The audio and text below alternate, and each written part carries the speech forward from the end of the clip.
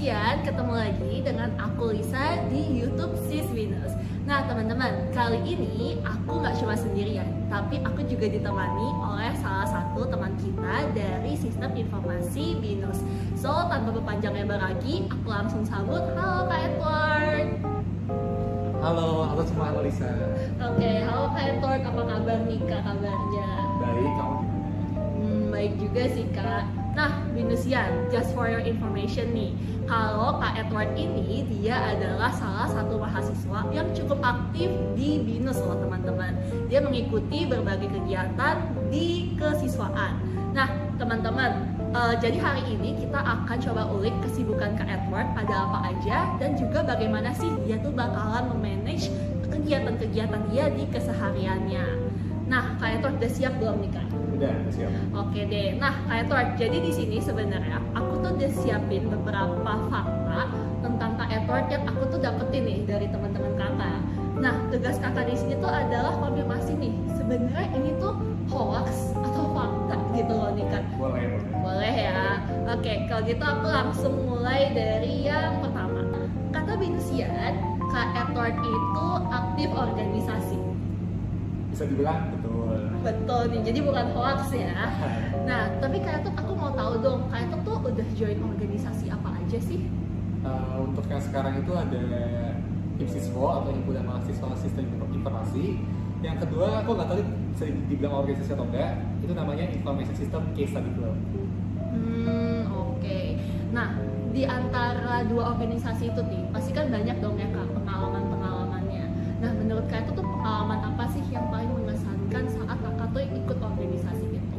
Oke, pastinya dari keduanya itu dapat teman baru ya, koneksi baru, teman-teman baru. Apalagi kalau misalkan di HIMSISWO sendiri itu kan koneksinya nggak cuma kita dari jurusan DIT aja, tapi ada juga dari teman-teman dari SI, SI-nya juga dari SI ALSUK, SI Kepantisan, bahkan sekarang ekspansi ke Semarang. Jadi bisa ketemu banyak orang. Terus juga kalau misalkan dapat ilmu yang paling aku dapat juga itu skill komunikasi aku sih, karena di organisasi itu kita benar-benar di-push untuk bisa komunikasi, apalagi sama kakak tingkat kita mungkin, atau mungkin sama adik tingkat kita, itu juga diajarin. Terus juga cara aku nge-handle orang yang macam-macam, maksudnya yang punya latar belakang macam-macam itu juga diajarin gitu. Kayak mungkin ada orang yang kepribadiannya A gitu, nah itu aku gimana cara nge-handle kepribadian A itu, gimana kalau misalkan orang yang punya kepribadian yang mungkin gak cocok sama aku, itu juga aku belajar buat nge-handle di organisasi gitu. Oke, jadi kalau gitu tadi lumayan belajar banyak ya Kak Edward ya. Betul. Dari komunikasi, dapat juga banyak relasi, Binusian. Nah, tapi ya Kak Edward, kayak tadi nih udah kakak bilang bahwa sebenarnya tuh intinya tuh kakak tuh dapat social life lah ya di sana. Jadi kayak ketemu banyak orang, ketemu cutting, komunikasi sama orang banyak. Nah, pastinya juga kalau organisasi itu kita tahu lah ya, nggak jauh-jauh dari kata-kata rapat kan ya Kak Edward. Nah, kalau rapat itu kan nggak mungkin dong ya, cuma rapat sendirian. Pastinya bakalan melibatkan banyak orang. Nah, Kak Edward, pernah gak sih kayak ada pengalaman di mana susah nih nge-match waktu antara kakak sama anggota-anggota kakak gitu? Dan bagaimana sih kakak tuh cara menghandle-nya? Oke, thank you untuk pertanyaannya.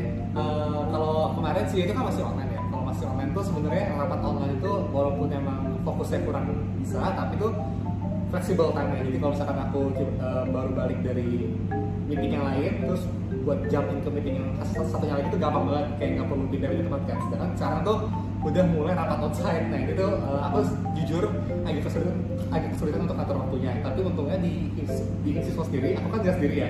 Aku ada DPI lain atau dewan pengurus IT lain. Nah itu tuh bisa ngebantu aku buat nge-handle rapat kalau misalkan harus hadir secara outside gitu. Ataupun kalau misalkan nggak bisa hadir secara outside pun, aku biasanya ikut secara hybrid.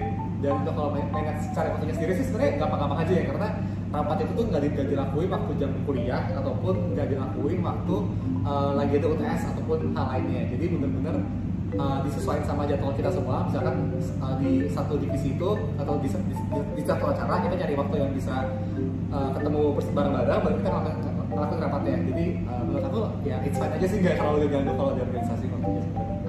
Oke, berarti sebenarnya ya udah nggak terlalu ganggu banget ya. Yang penting tadi saya komunikasi antar anggotanya, bisanya tuh kapan, nanti ketemu waktu yang klop nih gitu ya. Udah kita tinggal langsung ajuin aja gitu ya Kak Edward.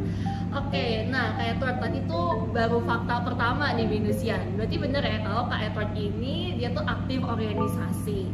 Nah Kak Edward, aku bakalan lanjut ke fakta yang kedua. Nah di fakta yang kedua ini kata Venusian, Kak Edward itu mukanya sering muncul di Instagram Sis Venus. Bener atau salah nih Kak? Ya lumayan bener lah ya. Lumayan benar.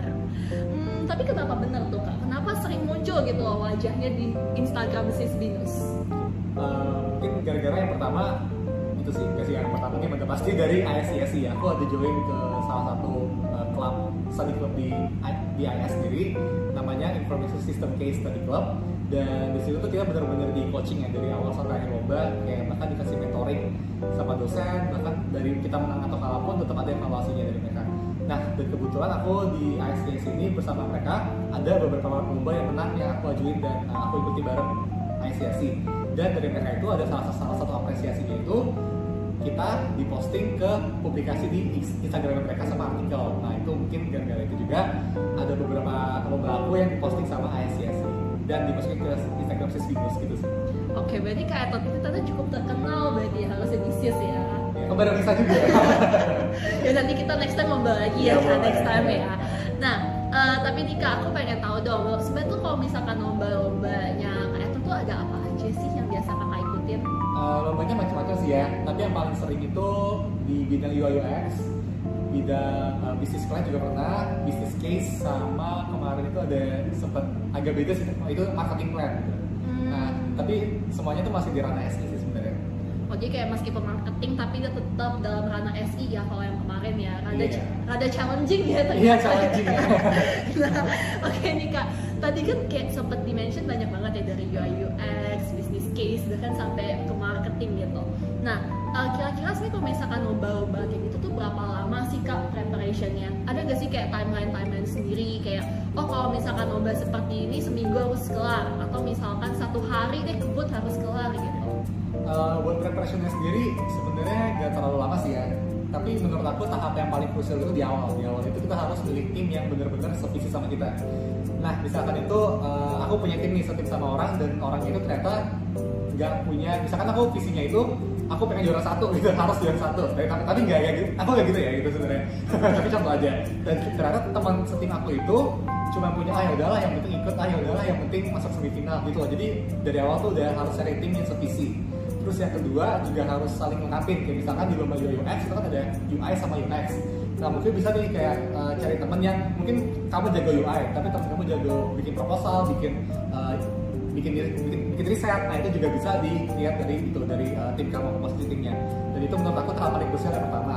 Yang kedua itu mungkin waktu adjusting timeline-nya. Karena kalau misalnya kita lihat lomba-lomba itu kan macam-macam ya. Bahkan ada yang hackathon gitu misalkan. Kita harus kerjain dalam 24 jam gitu. Nah itu kan lumayan challenging buat kita. Nah itu dari awal tuh kita as a team harus setting time-nya. Misalkan untuk 2 jam pertama kita ngapain, terus nanti 10 jam ke depan kita ngapain, itu udah harus jelas dari awal di scope gitu. Dan kalau misalkan mungkin ada lomba yang timeline-nya lama, kayak seminggu, sebulan, itu juga harus dimaksimalin banget sih. Karena kalau misalkan enggak, sayang banget waktu-waktu yang kedua gitu. Oke, jadi tadi ada 2 tips ya teman-teman dari Kak Edward nih. Jadi yang pertama, kalau misalkan lomba sebenarnya preparationsnya tuh pas awal banget ya. Kayak harus nyari tim yang satu visi, itu tuh udah pasti banget. Kalau misalkan nggak sevisi mungkin ada susah kali ya koordinasinya sih Kak, lebih tepatnya ya. Bakalan ngaruh juga ke timeline kerja pastinya ending-endingnya. Dan yang kedua tadi adalah timeline kerja dimana tergantung lagi nih sama batas waktu dari lombanya sendiri. Kalau misalkan let's say 1 hari ya berarti mau nggak mau harus kayak 2 jam bagiannya harus kelar gitu kan ya. Oke Kak Edward, thank you nih. Nah di sini aku bakalan lanjut ke fakta yang ketiga. Kata Venusian, Kak Edward itu sering dapat uang jajan karena ikut lomba. Ya itu betul. Oke, jadi nggak hoax. Pasti ya, pasti. Kalau ikut lomba pasti ada hadiahnya. Nah, Kak Edward, kan ini sudah disebutin nih, mention ya uang jajan nih Kak Edward. Berapa banyak sih yang kakak tuh udah kumpulin nih? Atau mungkin penghasilan per bulan juga boleh sih Kak di-mention, coba. Mungkin angkanya di atas UMR lah bisa dibilang. Ini ada shocking ya Venusian, di atas UMR loh Kak Edward per bulan tapi. Per bulan. ganti-ganti lah ya. Tapi ini ada sedikit shocking loh, Venusian di atas UMR bisa dapat uang jajan, tapi itu dari hasil lomba. Luar biasa banget nih. Nah, buat dapat sebanyak itu loh ya Kak Edward. Nah, Kak Edward tuh ikutin berapa lomba sih? Kalau berapa lombanya, aku udah lupa sih ya, tapi sekitar mungkin sampai sekarang ada puluhan lebih. Tapi dari puluhan itu tentunya nggak semuanya menang, banyak yang kalah gitu sih. Ya ampun, jadi set momen. Enggak dong, justru dengan kalah makin senang gitu, karena bisa belajar. Oh, jadi kayak meskipun kalah pun tetap dapat pelajaran dong. Betul. Ya, dapat hikmahnya lah gitu ya. Yeah. Oke nih Kak Edward. Nah, tadi kan sempat dari mention kayak pasti tuh tadi kalah gitu ya. Sedangkan lomba tuh preparationnya kayak tadi dah dibilang sama Kak Edward tuh nggak singkat gitu. Pasti tuh kayak harus tentuin tim dulu, harus juga ada kayak discussion dan lain sebagainya gitu kan ya. Dan so pasti tuh makan cukup tenaga. Nah, Kak Edward tuh ngerasa capek gak sih kalau misalkan kalah? Oke, kalau misalkan kalah capek atau enggak, pastinya capek ya. Capek karena kayak aduh udah ngeluarin tenaga banyak tapi ternyata hasilnya nggak sesuai ekspektasi. Itu pasti pernah banget, apalagi dulu awal-awal masih belum mengerti kayak tentang apa ya, kayak evaluasi gitu. Evaluasi diri itu sedih banget sih rasanya. Tapi makin kesini kayak kalau udah kalah tuh kayak ya udah biasa aja. Malah lebih kayak bersyukur karena aku tahu nih aku kekurangannya dari sini, aku ada bisa di-improve dan aku malah implementasi di lomba yang berikutnya. Kayak mungkin misalkan aku ada kesalahan saat kerjain lombanya itu mepet-mepet deadline. Nah itu tuh aku langsung evaluasi di lomba seterusnya, nggak boleh gitu. Atau mungkin aku juga bisa nanti dari kompetitornya aku, apakah mungkin ada yang bisa aku kayak apa ya pergunakan atau bisa aku tingkatkan yang ke dalam presentasi aku. Itu biasanya juga aku evaluasi lagi ke diri aku biar nanti next lombanya bisa menang gitu sih. Oke, jadi tadi saya kalau misalkan kalah ya udah pasti sedih sih ya. Sedih dong. Sedih, Ya. tapi ya balik lagi jangan sampai lupa tetap ada harus evaluasi diri lagi kenapa kalah dan harus diimprove untuk di lomba-lomba selanjutnya. Ya pastinya bawa juara lagi gitu ya Kak Edward. Nah, Kak Edward aku pengen nanya dong, kalau misalkan nih ada lomba, pastinya kan lomba kan banyak ya tadi kayak diikutin sama Kak Edward. Pastinya aku yakin sih pasti ada beberapa lomba yang kadang-kadang nih bentrok nih timeline-nya atau at least deket-deketan nih gitu loh, kayak bahkan tuh yang bener-bener sampai maraton gitu loh di Kak Edward nih kalau aku denger-denger. Nah itu boleh dong Kak diceritain gimana sih Kak Edward bisa survive gitu loh di maraton lomba seperti itu. Oke, sip. Thank you untuk pertanyaannya karena cukup kena ke diri aku ya. Sering banget bentrok jadwal lomba, apalagi sama kuliah. Tapi tenang aja buat teman-teman yang mau ikut lomba, karena di minggu sendiri itu kita itu diberikan dispensasi untuk ikut lomba, betul kan ya? Betul. Nah ya, jadi itu dispensasi kelasnya itu tuh bener-bener menurut aku berguna banget. Apalagi kalau misalkan ada lomba yang perlu onsite gitu kan. Kalau misalkan online kan masih oke lah ya, masih bisa lanjut kelas. Tapi kalau misalkan udah onsite itu udah agak repot nih. Nah itu biasa dari diri sendiri atau kan mungkin kita bisa ngajuin ke ISCSC kalau dari aku ya, atau mungkin langsung ke SCAC itu juga bisa. Nah kalau misalkan lombanya sendiri itu misalkan ya ada lomba A sama lomba B di presentasi hari yang sama, itu pernah nggak ya? Sebenarnya bukan presentasi sih, lebih ke kayak deadline-nya mirip-mirip gitu. Nah itu gimana cara manage-nya?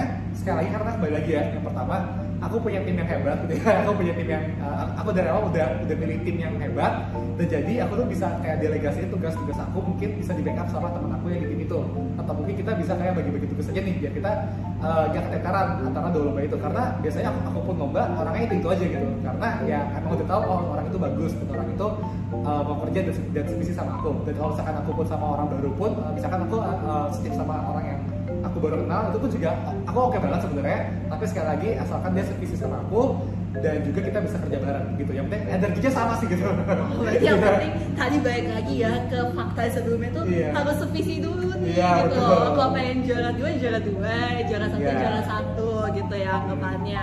Nah, kayak Edward sekalian dong aku pengen nanya. Tadi kan ngomongin soal kayak pemilihan tim apa segala macam. Sebenarnya udah ke-spill dikit-dikit sih, tapi aku pengen tahu lebih detail aja sih. Kayak challenge yang kakak tuh sering hadapin ketika lagi lomba ya, kebetulan lagi bahas lagi lomba. Challenge yang sering dihadapin tuh apa sih? Terutama tuh challenge yang kadang tuh unpredictable gitu loh. Tiba-tiba dateng, nggak diekspektasikan gitu.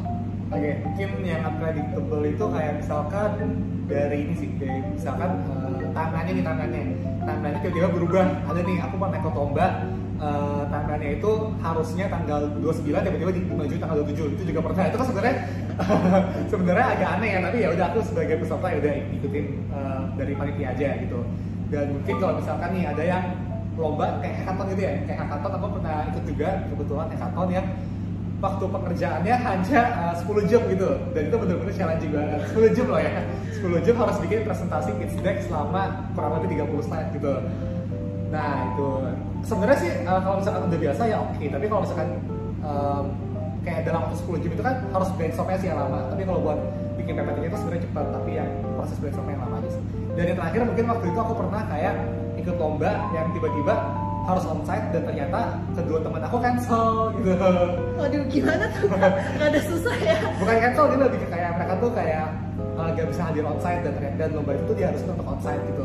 Jadi kayak unpredictable banget. Unpredictable, itu udah jam 10 malam dan lombanya jam 7 pagi gitu. Oh my god, itu kayaknya udah sisa beberapa jam lagi ya. Sisa beberapa jam lagi. Nah itu aku langsung nih telepon teman-teman aku yang aku kenal yang aku bisa lomba, aku langsung telepon, guys tolongin gue. Ini 2 orang, gue butuh 2 orang buat lomba besok bisa ada onsite. Dan untungnya teman-teman aku yang 2 itu bisa, terus kayak kita langsung lomba di sana kayak dalam kondisi keadaan ngantuk banget, kayak udah setengah hidup gitu loh kondisinya. Dan itu berarti jam 10 tuh belum bikin PPT, belum bikin PPT, gitu. belum bikin PPT. Jadi tapi besoknya presentasi onsite. Besoknya prestasi onsite gitu. Ya ampun, Iya kan? lika-liku banget ya ternyata ya. Lika-liku banget, jadi ya untungnya juga aku sama tim aku bisa manage waktunya walaupun kita tidur cuma 2 jam ya 2 jam 3 jam, tapi gak apa-apa karena hasilnya kita mendapatkan juara gitu. Itu tidur tuh kayak Thor. Lebih kayak apa ya, nap kali ya. Nap aja kali ya, itu kayak bukan tidur sih Yeah. kayaknya. Oke deh kayak Thor. Nah next kita akan langsung bahas fakta yang keempat.